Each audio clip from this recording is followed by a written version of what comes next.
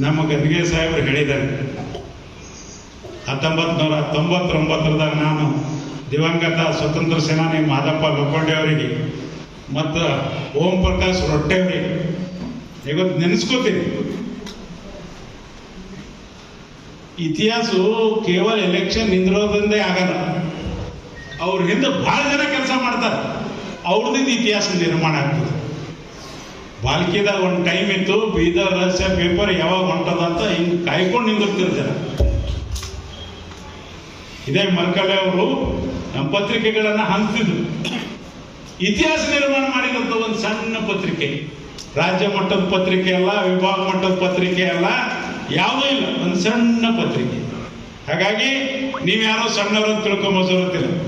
ಒಬ್ಬ ಸೋಷಿಯಲ್ ಮೀಡಿಯಾದಾಗ ಕೆಲಸ ಮಾಡ್ತಕ್ಕಂಥ ಯೂಟ್ಯೂಬ್ದವರು ನೀವು ಮನಸ್ಸು ಮಾಡಿದ್ರು ಒಂದು ಗ್ರಾಮ ಪಂಚಾಯತ್ ಸುಧಾರಿಸ್ಬೋದು, ನೀವು ಮನಸ್ಸು ಮಾಡಿದ್ರೆ ಒಂದು ತಹಸೀಲ್ ಆಫೀಸ್ ಸುಧಾರಿಸ್ಬೋದು, ನೀವು ಮನಸ್ಸು ಮಾಡಿದ್ರೆ ಒಂದು ಇಒ ಆಫೀಸ್ ಸುಧಾರಿಸ್ಬೋದು.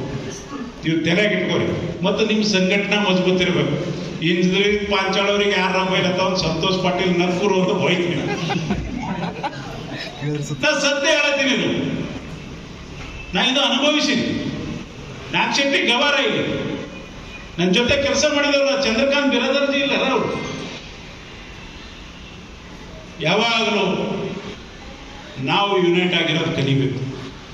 ಎಷ್ಟೇ ಅಹಂಕಾರ ಬಂದಿದ್ದ ಮನುಷ್ಯ ಇರಲೇಕ, ಎಷ್ಟೇ ದೊಡ್ಡ ಮನುಷ್ಯ ಇರಲೇಕ, ಅವನಿಗೆ ಮಣಿಸ್ತಕ್ಕಂಥ ಶಕ್ತಿ ನಿಮ್ಗದ. ತುಕಾರಾಮ್ ಅವರೇ ಸಾಬ್ ನೆನ್ಪಿಡ್ಬಾರ್ದು, ನಿಮ್ಗೆ ಹೆದರ್ತಕ್ಕಂಥ ಅವಶ್ಯಕತೆ ಎಲ್ಲ ನೋಡಿದೆ ನಾವು. ಎಂಥ ಮುಖ್ಯಮಂತ್ರಿಗಳು ಪ್ರಧಾನಮಂತ್ರಿ ಆಗಿದ್ದವರು ಸೋತಾರ.